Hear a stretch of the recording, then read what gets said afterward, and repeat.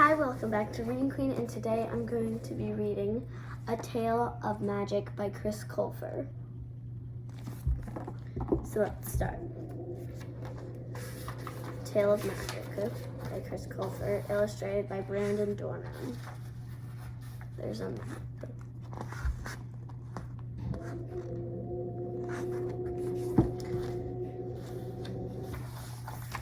Prologue. An unexpected audience. Magic was outlawed in all 4 kingdoms, and that was putting it lightly. Legally, magic was the worst criminal act a person could commit, and socially, there was nothing considered more despicable. In most areas, just being associated with a convicted witch or warlock was an offense, punishable by death. In the Northern Kingdom, perpetrators and their families were put on trial and promptly burned at the stake. In the Eastern Kingdom, very little evidence was needed to sentence the accused and their loved ones to hang on the gallows. And in the Western Kingdom, suspected witches and warlocks were drowned without any trial whatsoever. The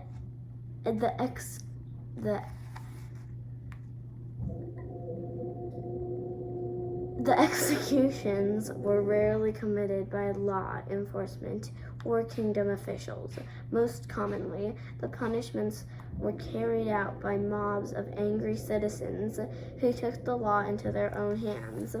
Although frowned upon, the brutal sport was completely tolerated by the kingdom's sovereigns. In truth, the leaders were delighted their people had something besides government to direct their anger towards. So the monarchs welcomed the distraction and even encouraged it during times of political unrest. He or she who chooses a path of magic has chosen a path of condemnation, King Nobleton of the North proclaimed. Meanwhile, his negligent voice were causing the word famine in his kingdom's history. We must never show sympathy to people with such abominable priorities, Queen Industria of the East declared, and then immediately raised taxes to finance a summer palace. Magic is an insult to God and nature, and a danger to morality as we know it. King Warworth of the West remarked, luckily for him, the statement distracted his people from rumors about the 8 illegitimate children he had fathered with 8 different mistresses. Once a witch or warlock was exposed, persecution was nearly impossible to escape. Many fled into the thick and dangerous forest known as the in-between that grew between borders. Unfortunately, the in-between was home to dwarfs, elves, goblins, trolls, ogres, and all the other species humankind had banished over the years. The witches and warlocks seeking asylum in the woods usually found a thick and violent demise at the hands of a barbaric creature. The only mercy whatsoever for witch and warlock kind, if it could even be considered mercy, was found in the Southern Kingdom. As soon as King Champion the Sixth inherited the throne from his father, the late Champion the Third, his first royal decree was to abolish the death penalty for convicted practicers of magic. Instead, the offenders were sentenced to life imprisonment with hard labor, and they were reminded every day how grateful they should be. The king didn't amend the law purely out of the goodness of his heart, but as an attempt to make peace with a dramatic memory. When Champion was a child, his own mother was beheaded for a suspected interest in magic. The charge came from Champion III himself, so no one thought to question the accusation or investigate the Queen's innocence, although Champion III's motives were questioned on the day following his wife's execution, when he married a much younger and prettier woman. Since the Queen's untimely end, Champion VI had counted down the days until he could avenge his mother by destroying his father's legacy. And as soon as the crown was placed on his head, Champion VI devoted most of his reign to erasing Champion III from the Southern Kingdom's history. Now in old age, King Champion VI spent the majority of his time doing the least he possibly could. His royal degrees had been reduced to grunts and eye rolls. Instead of royal visitations, the king lazily waved to crowds from the safety of speeding carriages. And the closest thing he made to royal statements anymore were complaints about his castle's halls being too long and the staircases too steep. Champion made a hobby of avoiding people, especially his self-righteous family. He ate his meals alone, went to bed early, slept in late, and cherished his lengthy afternoon naps. And God have mercy on the poor soul that woke him up before he was ready. Although, on one particular afternoon, the king was prematurely woken, not by a careless grandchild or clumsy chambermaid, but by a sudden change in the weather. Champion awoke with fright to heavy raindrops thudding against his chamber windows and powerful winds whistling down his chimney. It had been such a sunny and clear day when he went to bed, so the storm was quite a surprise for the groggy sovereign. "I've risen," Champion announced. The king waited for the nearest servant to scurry in and help him down from his tall bed, but his call was unanswered. Champion aggressively cleared his throat. "I said, I've risen," he called again, but strangely there was still no response. The king's joints cracked as he begrudgingly climbed out of bed, and he mumbled a series of curse words as he hobbled across the stone floor to retrieve his robe and slippers. Once he was dressed, Champion burst through his chamber doors, intending to scold the first servant he laid eyes on. "Why isn't no one responding? What could possibly be more important than—" Champion fell silent and looked around in disbelief. The drawing room outside his chambers was usually busying with maids and butlers, but now it was completely empty. Even the soldiers who guarded the doors day and night had abandoned their posts. The king peered into the hallway beyond the drawing room, but it was just as empty. Not only was it vacant of servants and soldiers, but all the light had disappeared too. Every candle in the chandeliers and all the torches on the walls had been extinguished. "Hello?" Champion called down the hall. "Is anyone there?" But all he heard was his own voice echoing back to him. The king cautiously moved through the castle, searching for another living soul, but he only found more and more darkness at every turn. It was incredibly unsettling. He had lived in the castle since he was a small boy and had never seen it so lifeless. Champion looked through every window he passed, but the rain and fog blocked his view of anything outside. Eventually, the king rounded the corner of a long hallway and spotted flickering lights coming from his private study. The door was wide open and someone was enjoying a fire inside. It would have been a very inviting sight if the circumstances weren't so eerie. With each step he took, the king's heart beat faster and faster, and he anxiously peered into the doorway to see who or what was waiting inside. Oh, look, the king is awake.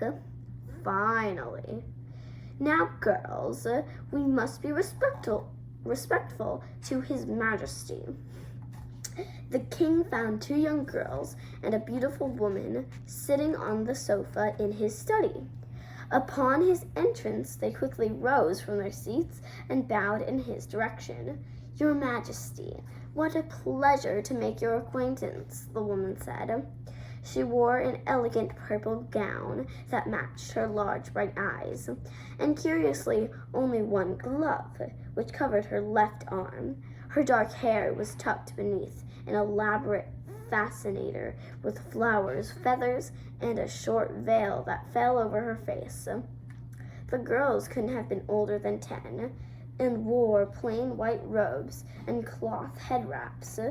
Who the heck are you? Champion asked.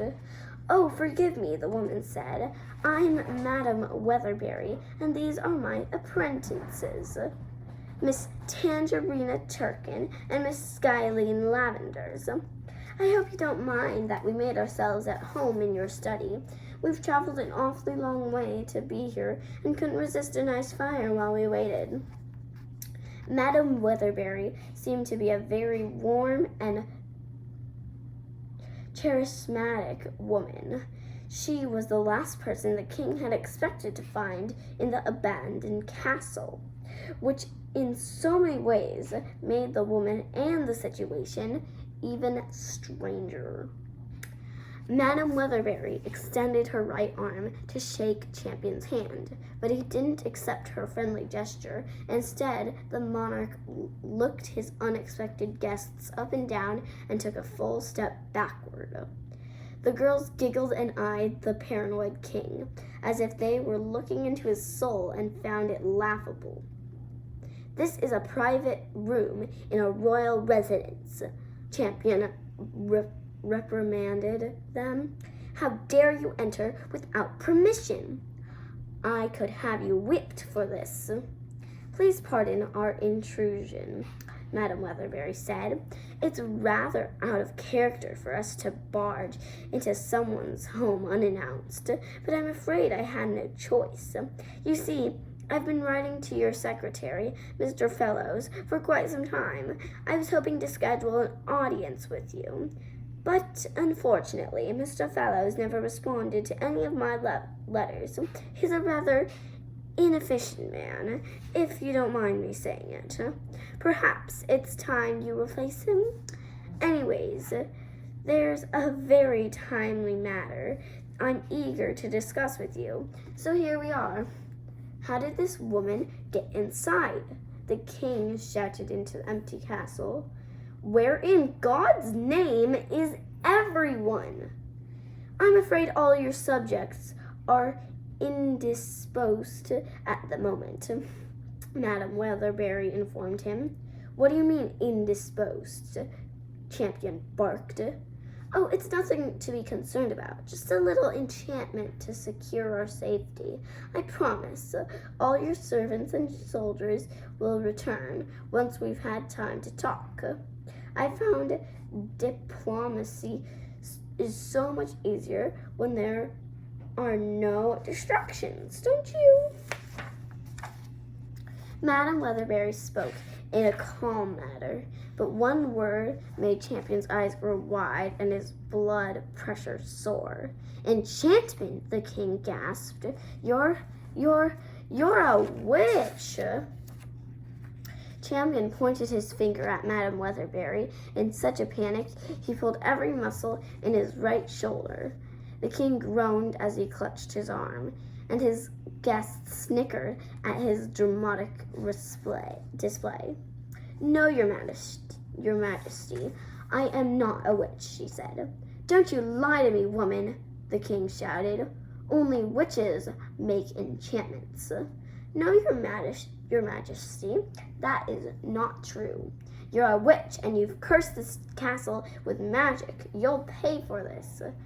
"I see listening isn't your strong suit," Madam Weatherberry said. "Perhaps if I repeated myself 3 times, my message would sink in. I find that's helpful. That's a helpful tool with slow learners. Here we go. I am not a witch. I am not a witch. I am not a... If you're not a witch, then what are you?" It didn't matter how loud the king yelled or how agitated he became. Madam Weatherberry's polite demeanor never faded. "Actually, your majesty, that's among the topics I would like to discuss with you this evening," she said. "Now, we don't wish to take any more of your time than necessary. Won't you please have a seat so we can begin?" As if pulled by an invisible hand, the chair behind the king's desk moved on its own, and Madam Weatherberry gestured for him to sit down. Champion wasn't certain he had a choice in the matter, so he took a seat and nervously glanced back and forth at the visitors. The girls sat on the sofa and folded their hands neatly in their laps. Madam Weatherberry sat between her apprentices and flipped her veil upward so he could see the sovereign directly in the eye. "First, I want to thank you, your majesty," Madam Weatherberry began. "You're the only ruler in history to show the magical community any mercy. Granted, some might say life imprisonment with hard labor is worse than death, but it's still a step in the right direction. And I'm confident we can turn these steps into strides if we just... Your majesty, is there something wrong? I don't seem to have your full attention." Bizarre buzzing and swishing noises had captured the king's curiosity as she spoke. He looked around the study but couldn't find the source of the odd noises. "Sorry, I thought I heard something," the king said. "You were saying?" "I was professing my gratitude for the mercy you've shown the magical community." The king grunted with disgust. "Well, you're mistaken if you think I have any empathy for the magical community," he scoffed. "On the contrary, I believe magic is just as foul and unnatural as all the other sovereigns do. My concern is with the people who use magic to take advantage of the law. And that's commendable, sir," Madam Weatherberry said. "Your devotion to justice is what separates you from all the other monarchs. Now, I'd like to enlighten your perspective on magic, so you may continue making this kingdom a fairer and safer place for all your people. After all, justice cannot exist for one if it doesn't exist for everyone." Their conversation had just begun, and the king was already starting to resent it. "What do you mean, enlighten my perspective?" he sneered. "Your majesty, the way magic is criminalized and stigmatized is the greatest injustice of our time. But with the proper modifications and amendments and some strategic publicity, we can change all that. Together, we can create a society that encourages all walks of life and raises them to their greatest potential. And, your majesty, are you listening? I seem to have lost you again." Once more, the king was distracted by the mysterious buzzing and swishing sounds. His eyes searched the study more frantically than before, and he only heard every other word Madam Weatherberry said. "I must have misunderstood you," he said. "For a moment, it sounded as if you were suggesting the legalization of magic." "Oh, there was no misunderstanding," Madam Weatherberry said with a laugh. "The legalization of magic is exactly what I'm suggesting." Champion suddenly sat up in his seat and clenched the armrest of his chair. Madam Weatherberry had his undivided attention now. She couldn't possibly be implying something so luxurious. "What is wrong with you, woman?" the king sneered. "Magic can never be legalized." "Actually, sir, it's very much in the realm of possibility," Madam Weatherberry said. "All that's required is a simple decree that decriminalizes the act, and then, in good time, the stigma surrounding it will diminish. I would sooner decriminalize murder and thievery," the king declared. "The Lord clearly states in the Book of Faith that magic is a horrendous sin, and therefore a crime in this kingdom. And if crimes didn't have consequences, we would live in utter chaos." "That's where you're mistaken, Your Majesty," she said. "You see, magic is not the crime the world thinks it is." "Of course it is," he objected. "I have witnessed magic being used to trick and torment innocent people. I have seen the bodies of children who were slaughtered for potions and spells. I have been to villages plagued by curses and hexes. So don't you dare defend magic to me, madam. The magical community will never receive an ounce of sympathy or understanding from this sovereign." Champion couldn't have made his opposition any clearer. But Madam Weatherberry moved to the edge of her seat and smiled as if she found common ground. "This may surprise you, sir, but I completely agree," she said. "You do?" he asked with a suspicious gaze. "Oh, yes, completely," she repeated. "I believe those who torment innocent people should be punished for their actions, and harshly, I might add. There's just one minor flaw in your reasoning. The situations you've witnessed aren't caused by magic, but by witchcraft."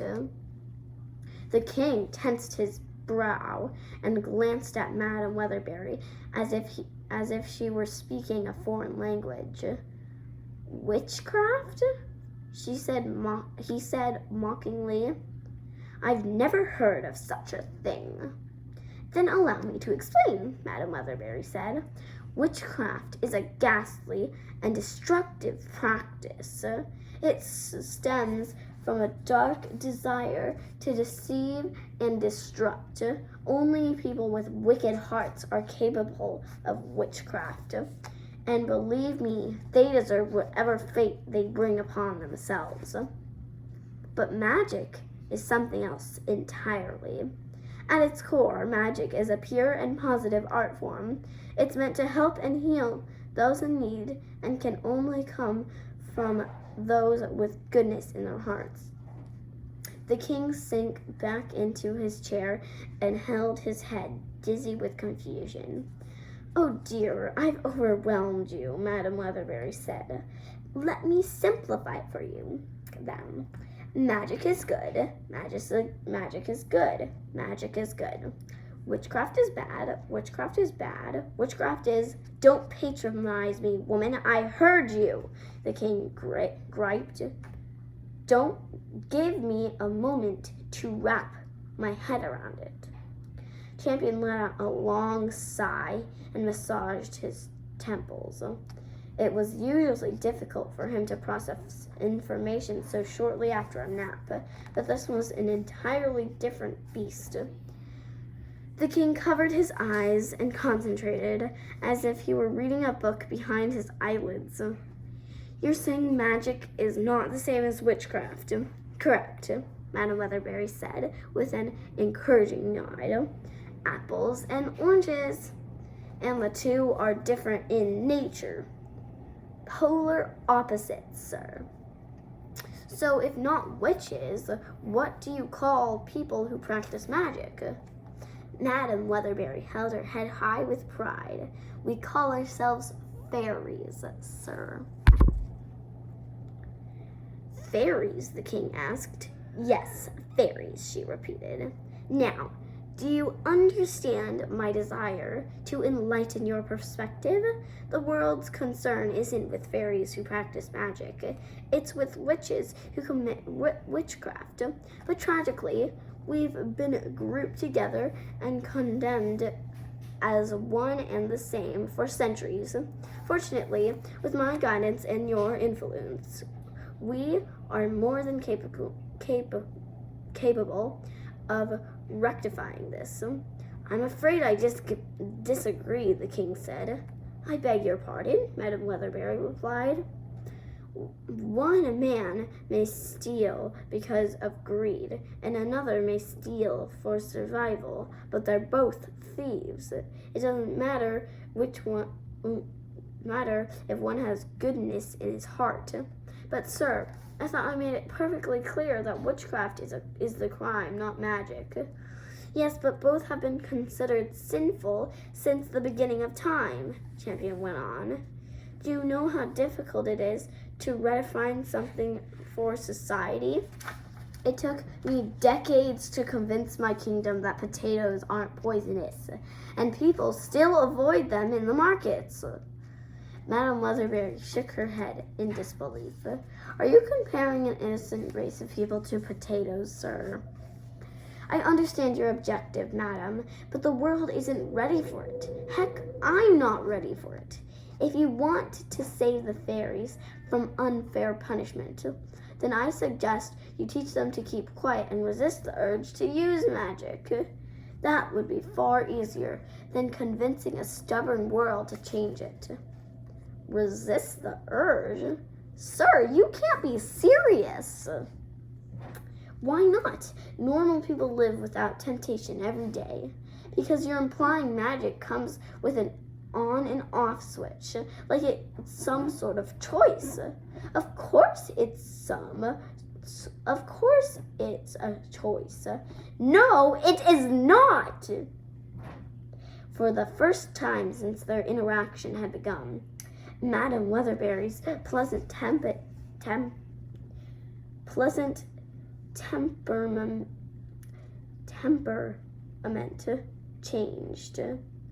A shard of deep-seated anger pierced through her cheery disposition, and her face fell into a stony, intimidating glare. It was as if Champion were facing a different woman altogether, a woman who should be feared. Magic is not a choice, Madam Weatherberry said sharply. Ignorance is a choice. Hatred is a choice. Violence is a choice. But someone's existence is never a choice or a fault, and it's certainly not a crime. You could be wise to educate yourself. Champion was too afraid to say another word. It may have been his imagination, but the king could have sworn the storm outside was intensifying as Madam Weatherberry's temper rose. It was obviously a state she rarely surrendered to because her apprentices seemed to as uneasy as the king. The fairy closed her eyes, took a deep breath, and calmed herself before continuing their discussion. Perhaps we should give His Majesty a demonstration, Madam Weatherberry suggested. Tangerina, Skyline, will you please show King Champion why magic isn't a choice? The apprentices exchanged an eager grin. They had been waiting for this. They hopped to their feet, removed their robes, and They hopped to their feet, removed their robes, and unwound their head wraps. Tangerina revealed a dress made from dripping patches of honeycomb and a beehive of bright orange hair that was the home of a live swarm of bumblebees.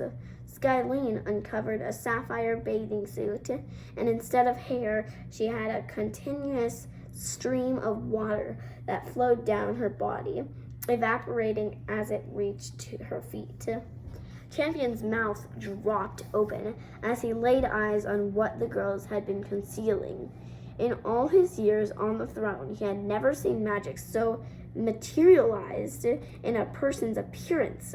The mystery of the strange buzzing and swishing noises was solved.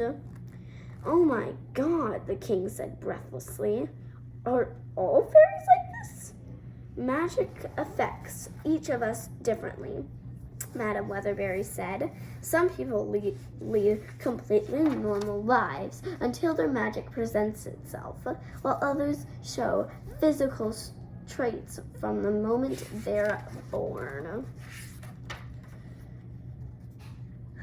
"That can't be true," the king argued. "If people were born with magical features, the prisons would be filled with infants, and our courts have never imprisoned a baby." Madam Weatherberry lowered her head and looked to the floor with a sad gaze. "That's because most fairies are killed or abandoned at birth. Their parents fear the consequences of bringing a magical child into the world, so they do what is necessary to avoid punishment. It was a miracle I found Tangerina and Skylene before they were harmed, but many aren't so lucky. Your Majesty, I understand your reservation, but what's happening to these children is cruel and primitive. Decriminalizing magic is about so much more than injustice. It's about saving innocence. Surely you can find sympathy and understanding in your heart for that." Champion knew he lived in a harsh world, but he had been oblivious to such horrors. He rocked back and forth in his chair as his reluctant waged war with his empathy. Madam Weatherberry could tell she was making progress with the king, so she used a sentiment that had been saving for just the right moment. "Think how different the world would be if it had a little more compassion for the magical community. Think how different your life would be, Your Majesty." Suddenly, Champion's mind was flooded with memories of his mother. He remembered her face, her smile, her laugh, but most prominently of all, he remembered the tight embrace they had shared just before she was dragged to an untimely death. Despite how rusty his memory had become with age, those images were forever branded in his brain. "I would like to help you, but decriminalizing magic may be more problematic than productive. Forcing the public to accept what they hate and fear could cause a rebellion. Witch hunts, as we know them, could escalate into a full-fledged genocide. Believe me, I'm no stranger to human nature," Madam Weatherberry said. "The legalization of magic can't be rushed. On the contrary, it must be handled gently, with patience and persistence. If we want to change the world's opinion, it must be encouraged, not forced. And nothing encourages people like a good spectacle." A nervous tension spread over the king's face. "Spectacle?" he asked fearfully. "What sort of spectacle are you planning?" Madam Weatherberry smiled, and her bright eyes grew even brighter. This was the part she had been waiting for. "When I first met Tangerina and Skylene, they were captives of their own magic," she told him. "No one could get near Tangerina without being attacked by her bees, and poor Skylene was living in a lake because she soaked everything she stepped on. So I took the girls under my wing and taught them to control their magic, and now they're both perfectly functioning young adults. It breaks my heart to think of all the other children out there who are struggling with who or what they are. So I've decided to open my doors and give them a proper education. You're going to start a school? The king asked. Precisely, she said. I call it Madame Weatherberry's Academy for Young Practitioners of Magic, although it's still a working title. And where will this academy be? She asked. I've recently secured a few acres in the southeast in-between. The in-between, the king protested. Woman, are you mad? The in-between is much too dangerous for children. You can't start a school there. Oh, I won't argue that, Madame Weatherberry said. The in-between is exceptionally dangerous for people unfamiliar with its territories. However, there are many members of the magical community, including myself, who have lived quite comfortably in the in-between for decades. The land I've acquired is very remote and private. I've installed all the proper protections to guarantee my students' safety. But how is an academy going to help achieve the legalization of magic? Once I've trained my pupils to master their abilities, we'll slowly introduce ourselves to the world. We'll use our magic to heal the sick and help those in need. After some time, word of our compassion will have spread through the kingdoms. Fairies will become examples of generosity and will win people's affection. The world will see all the good that magic has to offer. Their opinions on magic will change, and the community will finally be embraced. Champion scratched his chin as he contemplated Madame Weatherberry's lavish plan. Of all the details she had given him, she was forgetting the most important of all, his involvement. You seem very capable of doing this on your own, but what do you want from me? Naturally, I want your consent, she said. Fairies want to be trusted, and the only way we'll earn trust is by doing things the right way. So I would like your official permission to travel openly through the southern kingdom as I recruit students.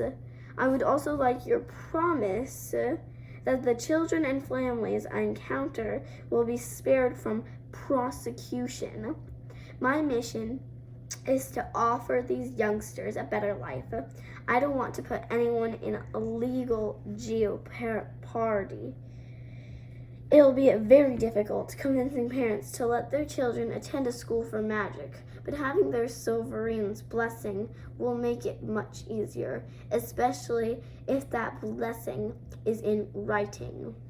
Madame Weatherberry waved a hand over the king's desk, and a golden piece of parchment appeared before him. Everything she had requested was already written out. All she needed was the king's signature. Champion anxiously rubbed his legs as he read the document over and over again. This could go wrong in so many ways, the king said. If my subjects found out I gave a fairy, permission to take their children to a magical school, there would be a rioting in the streets. My people would want my head on a platter. In that case, tell your people you ordered me to cleanse your kingdom of the magical children, she suggested. Say that in an effort to create a future without magic, you had the young rounded up and taken away. I found that more vulgar a declaration, the more humankind embraces it. Still, this is a gamble for both of us.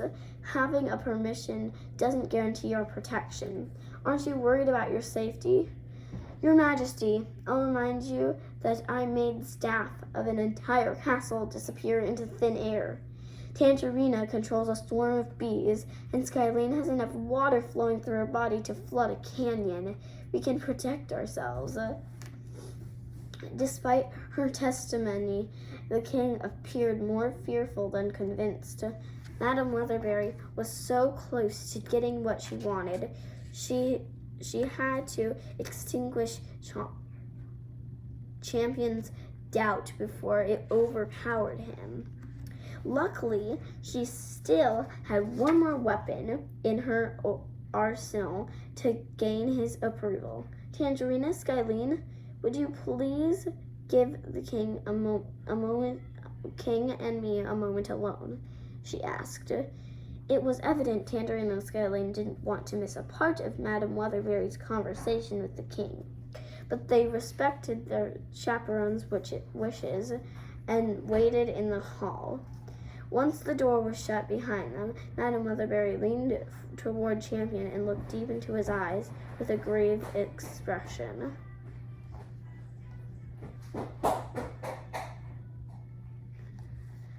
Sir, are you aware of the northern conflict? She asked.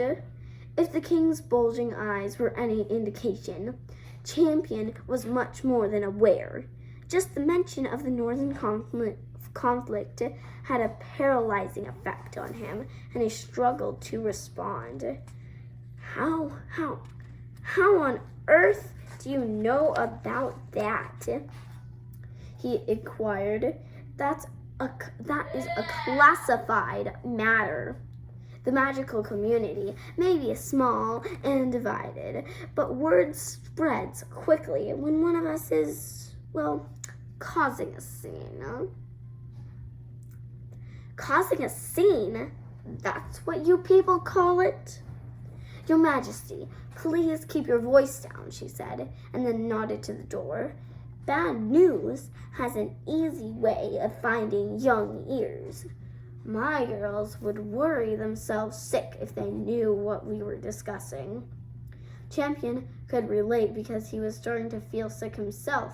Being reminded of the subject was like being reacquainted with a ghost he thought had been put to rest.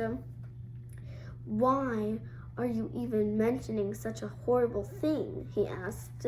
Because right now there is a guarantee the northern conflict won't cross the border and arrive at your front door, Madame Weatherberry warned him. The king shook his head.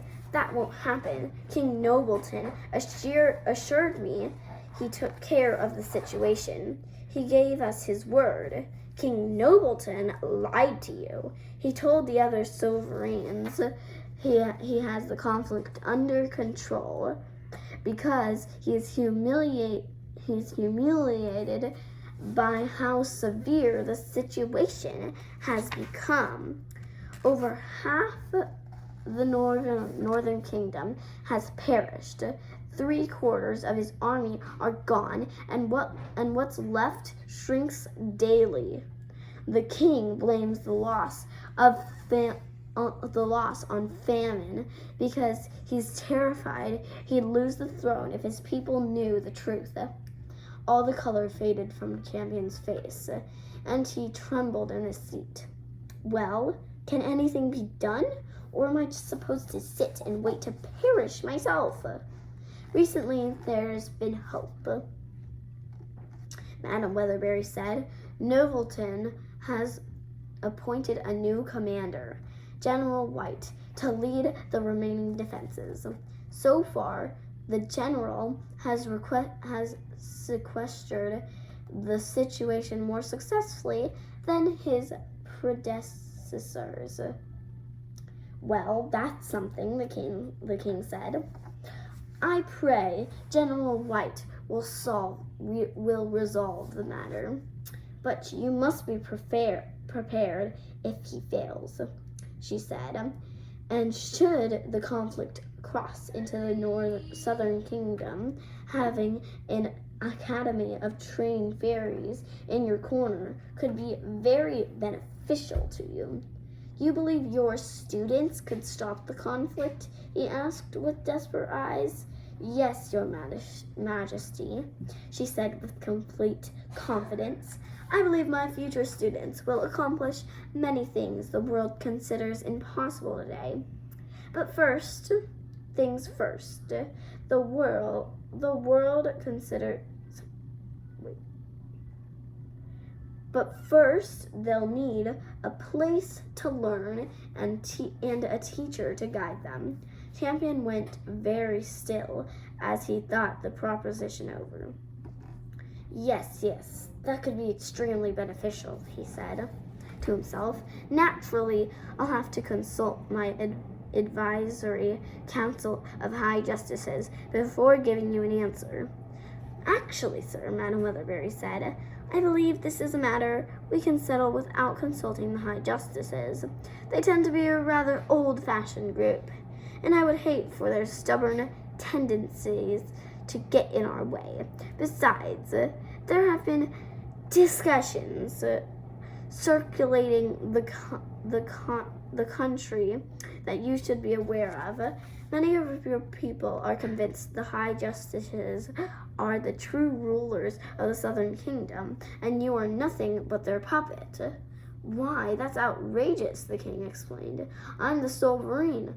My will is the law. Indeed, she said. Any able-minded person knows that. However, the rumors remain. If I were you, I would start disproving those nasty theories by defying the high justices every so often. And I can't think of a better way to practice that than by signing the document before you. Champion nodded as he considered her warning, and eventually her persuasion guided him to a decision. Very well, the king said. You may recruit 2 students from the Southern Kingdom for your School of Magic, 1 boy and 1 girl, but that is all, and you must receive written permission from your pupils' guardians, or they are not allowed to attend your school. I confess I was hoping for a better arrangement, but I will take what I can get, Madam Weatherbury said. You have a deal. The king retrieved a quill and ink from inside his desk and made his amendments to the golden document.